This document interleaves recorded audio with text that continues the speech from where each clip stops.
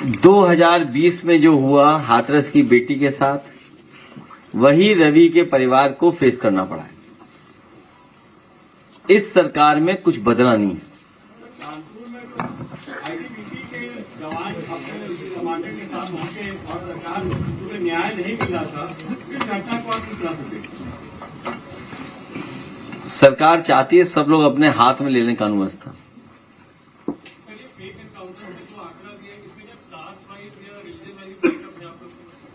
नहीं, जितना हम कर सकते थे करें। अब आखिरी पेज भी देख लो अपना, वो लगा दो आखिरी वाला जब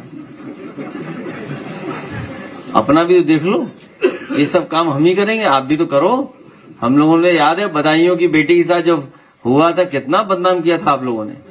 अगर कोई समाजवादी सरकार में कोई सामान्य घटना भी हो जाए तो आप लोग कितना अपमान करने के लिए निकल पड़ते हो, हैं? नहीं हो, कितना अपमान करने निकल पड़ते थे। और आज भी गाजीपुर की सच्चाई नहीं बोल पा रहे। वो प्रधान बैठा लड़का अनिल और ये रामाशय विश्वकर्मा जी और सब जानते हैं सच्चाई क्या है, किसने कराया, थाना इंचार्ज किसकी जेब में था। बताओ, जब बीजेपी के नेताओं की जेब में ऐसा होगा तो क्या उम्मीद करोगे आप न्याय मिलेगा आपको? जांच को रोक रहे हैं, आगे नहीं बढ़ने दे रहे हैं, और लोग हैं उसमें, बहुत लोग शामिल हैं। और बेटी के साथ जो घटना हुई है, जो साथी पूछ रहे हैं कि परिवार को मिलने नहीं दिया, दाह संस्कार कर दिया। एक गरीब परिवार क्या जाने, यहां भी विश्वकर्मा बेटी का दाह संस्कार कर दिया। और जो आरोप लग रहे थे उसके लिए कुछ तो सरकार को सोचना चाहिए था। सरकार के अधिकारियों की जिम्मेदारी बनती थी कि अगर परिवार कोई आरोप लगा रहा है कि इसके साथ ये घटना घटी है, तो क्या बिसरा वगैरह जो मेडिकल प्रोसेस है वो क्या अपनाई गई थी? क्या प्रोसीजर अपनाया गया उसका?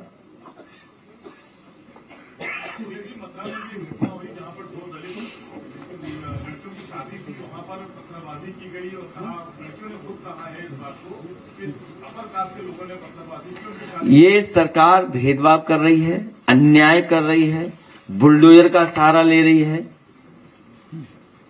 और हर काम में गुनहगार है सरकार। पूरा उत्तर प्रदेश इस समय बिजली की बदहाली से बहुत ज्यादा खेल रहा है, तो क्या 2027 सरकार में आप आने के बाद पहली गर्मी से राहत दे पाए? बबूल का पेड़ जब लगाया है तो आम मांगोगे क्या? आम कहां से मिलेगा आपको? केवल एक सवाल नहीं, स्मार्ट मीटर तो जनता ने उखाड़ के फेंक दिए, नहीं तो स्मार्ट मीटर के माध्यम से कितनी वसूली की तैयारी थी। प्रश्न सर ये है कि 2027 में आने पर पहली गर्मी से क्या राहत पा पाएगी उत्तर प्रदेश की? मैं आपसे दूसरी बात कहता हूं, कि सबसे ज्यादा बिजली का कारखाना किसने लगाया? और कम से कम मुख्यमंत्री जी एक कारखाने का नाम ले दें तो उससे भी थोड़ी बहुत बिजली से राहत मिल जाएगी। बिजली के कारखाने का नाम भी नहीं लेती सरकार। अभी केवल एनकाउंटर पे बात कर लो, न तुमने कोई देश देखा है न हमने कोई देश देखा है, इसलिए शांत रहो।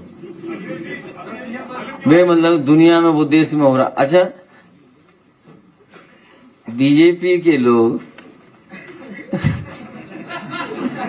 ये बताएं कि भाई ये पूछे वहां जो ये मीटिंग हो रही है कोर ग्रुप की, मिनिस्टर्स की, फॉरेन डेलीगेट्स की, कि आखिरकार रुपया पाताल लोक में क्यों जा रहा है? रुपया पाताल लोक में क्यों जा रहा है? हमारे तमाम समाजवादी ये समझ ही नहीं पा रहे हैं कि डॉलर ऊपर जा रहा है, इसका मतलब क्या समझें? हम तो इतना ही समझ रहे हैं कि जितना डॉलर ऊपर जाएगा उतनी चाय महंगी हो जाएगी। जब डॉलर सस्ता था तो चाय सस्ती थी। अब आपसे पूछें कि 40 का डॉलर था, 45 का था, तब चाय कितने की थी? कितने की थी चाय? बताइए, 2 रुपए की। और आज चाय कितने की है बताइए आप? तो जितना डॉलर ऊपर जाएगा उतनी चाय महंगी हो जाएगी। आम लोगों को समझाने के लिए यही हमारे पास फार्मूला है।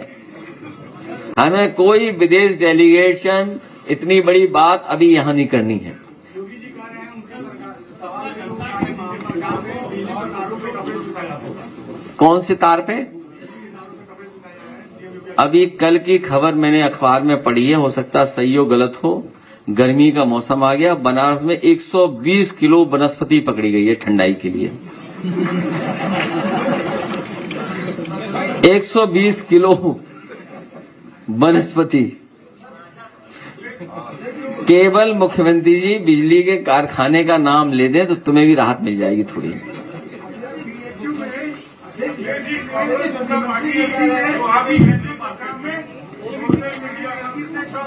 हैं?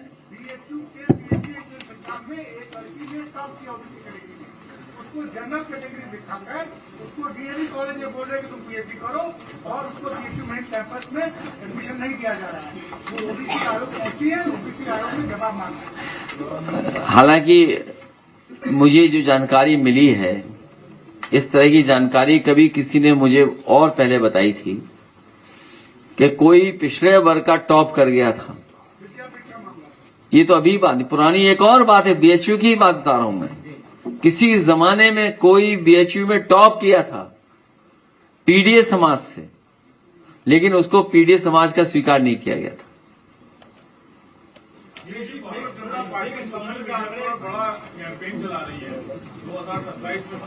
तुम सवाल हमसे पूछ रहे हो और खुद उस पार्टी को ज्वाइन कर चुके हो। ये खुद शामिल है उस पार्टी में, ये खुद शामिल है उस पार्टी में, सवाल हमसे पूछ रहे हैं। तुम्हारा लास्ट सवाल, उसके बाद रैप अप। 2017 में सरकार बनी थी। 12 साल पीएम को कंप्लीट हुए हैं, उनके टेन्योर में बीजेपी तमाम उपलब्धियां बता रही है। आप किस तरह से 12 साल को देख रहे हैं? डबल इंजन का धुआं निकल गया है, ये सबसे बड़ी उपलब्धि है सरकार की। डॉलर कहां जा रहा है, ये सबसे बड़ी उपलब्धि है। हमें आपको डीजल, पेट्रोल और सीएनजी हर दिन बढ़ता हुआ दाम की खबर मिल रही है, ये सबसे बड़ी उपलब्धि है। पहले खबर महीनों में, साल में मिलती थी। जब से बीजेपी की सरकार आई है, कहो हर घंटे में खबर मिलने लगे आपको।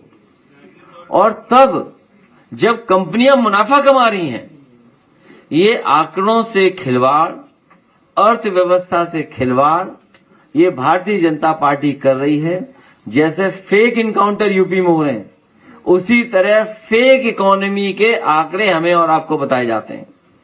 अमृत काल में डेवलप्ड भारत का सपना देखना, हम और आप सब लोग डेवलप्ड भारत का सपना देखते हैं, विकसित भारत हो, लेकिन जहां पर इलाज ही नहीं मिल रहा हो, दवाई न मिल रही हो, पेपर लीक हो रहे हो, पहनावा बदलने की बात हो रही हो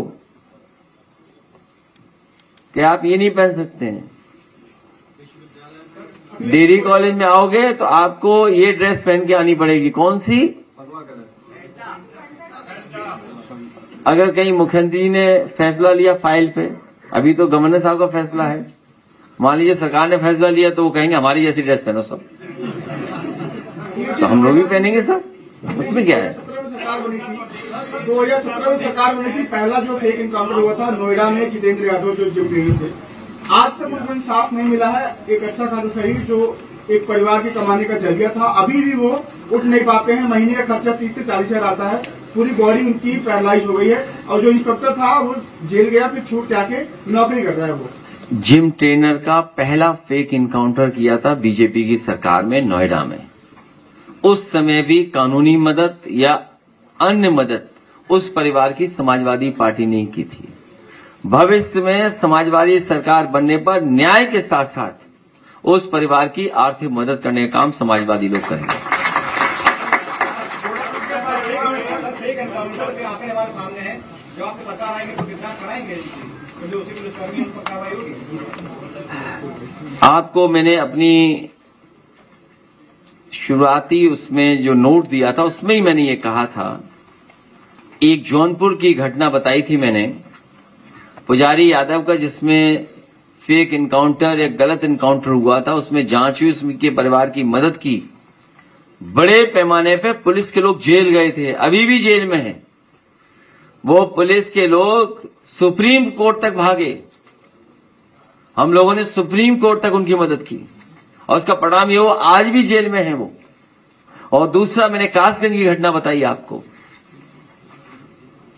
उस महिला, उस बहन, उस बेटी की बहादुरी को हम बधाई देते हैं कि जो पुलिस के सामने झुकी नहीं, उसका पति झुका नहीं, जिस पुलिस ने उसके साथ गलत काम किया। आज बच्चा है उसके पास, लेकिन वो घबराई नहीं, न समाज से न किसी और से। उसके बावजूद भी उनसे लड़ रही है वो। सरकार बनेगी, हम लोग न्याय दिलाएंगे। आज भी न्याय की लड़ाई लड़ रहे हैं हम लोग, 2017 से लेकर के अभी तक।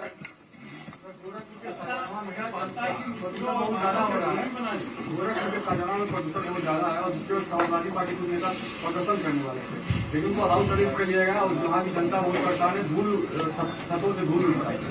इसके लिए क्या केवल प्रदूषण गोरखपुर में नहीं, गोरखपुर की वजह से पूरे उत्तर प्रदेश का खराब है प्रदूषण। तुम कहाँ बेमतलब का डेटा लिए घूम रहे हो? ये कुछ जानता ही नहीं है। यहाँ बहुत खराब है, थोड़ा इस हॉल के ऊपर खड़े होकर के देखो कितना खराब है प्रदूषण। उत्तर प्रदेश का भी पॉल्यूशन गोरखपुर की वजह से खराब हो गया। और इसके जो मानक हैं, जो नियम हैं, उसका पालन होना चाहिए। जब पुलिस अपनी वर्दी का सम्मान नहीं कर रही है, जब फेक इनकाउंटर हो रहे हैं, और जो वकील जो मदद करता था कनपुरिया वकील, वो भी जेल में है, सोचिए। इसलिए बीजेपी किसी की सगी नहीं है, बीजेपी अपनी सगी नहीं है। और जहां तक गोरखपुर की है, अगली प्रेस गोरखपुर की करेंगे आप, किस लिए? केवल गोरखपुर की। तुम कौन से अखबार के हो ये तो बता दो। अच्छा तब ठीक, ये तो बड़ा अखबार है। अरे पता है मुझे। क्या करेंगे सर, उत्तर प्रदेश में एक्चुअली लग रही है कि पीडीएफ फेक इनकाउंटर पे आप करिए, और इनको भी दिखाओ जरा। चैनल वाला आ गया, कभी बहस की आपने फेक इनकाउंटर पे? यहाँ बातें कर रहे बड़ी बड़ी। आप फेक इनकाउंटर पे कब चलाओगे? 1 घंटे का कार्यक्रम बताओ, कब चलेगा? 1 घंटा बताओ कब चलेगा। नहीं भेजो नहीं, कब चलाओगे बताओ तुम। अच्छा जल्दी चलेगा, चलो।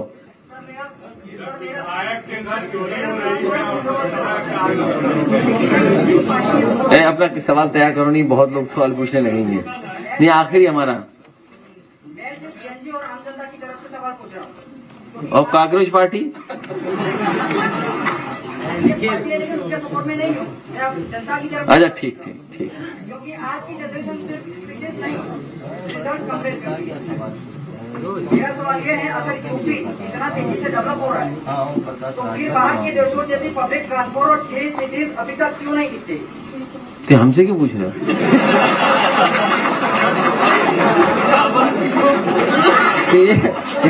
ये हमसे क्यों पूछ रहे हो भाई? ये बताओ, एकाना देखा आपने? एकाना देखा है आपने?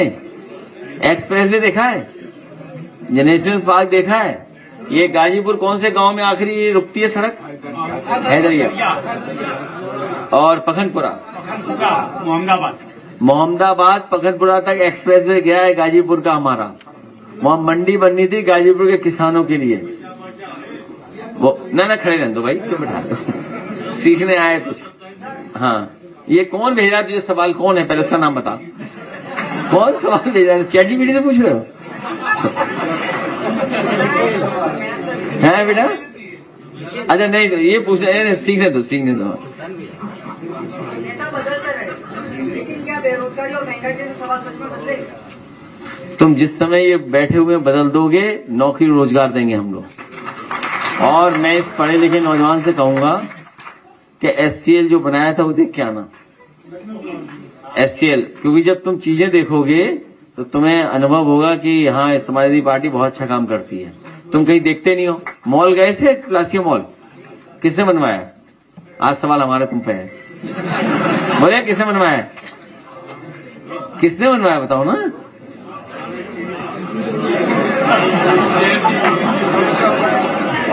ये जो प्लासियो मॉल घूमने जाते हो, स्टारबक की चाय पिए, कॉफी पिए आपने स्टारबक की?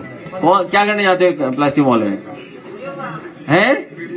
चलो इसको कोई कॉफी पिलाए, कौन पिलाएगा? हमारा कोई साथी। अरे तुम नहीं। मैंने पिछली बार भी कहा था किसी को, ये हमने कहा है वो सोनू, एक दिन प्रेस के लोगों के ग्रुप बना के खिलाइए पिलाइए शायद। जल्दी से रिपोर्ट नहीं रखती। ये कौन पूछ रहा है ये बता भाई तू हैं? ठीक है, इसको लड्डू दो, लड्डू दो, वीडियो चलाइए दोनों पुराने वाले।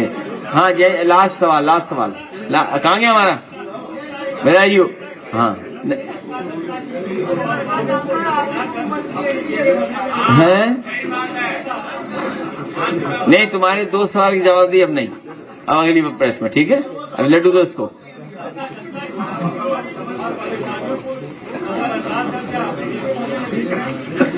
भारतीय जनता पार्टी गरीबों से पैसा लूट करके अमीरों की जेब भर रही है।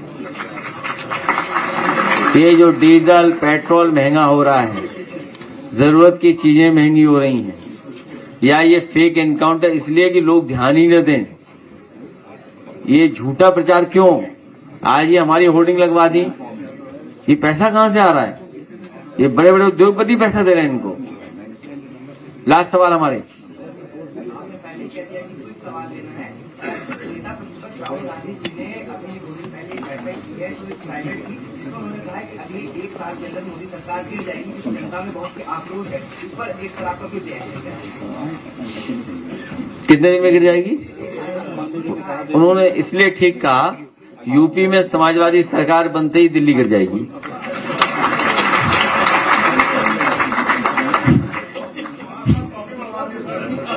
हैं? नहीं, जितनी चाहे। ये सोनू अपने ग्रुप बना ले और अपने गोल के हिसाब से जाना, अपने गोल के हिसाब से सोनू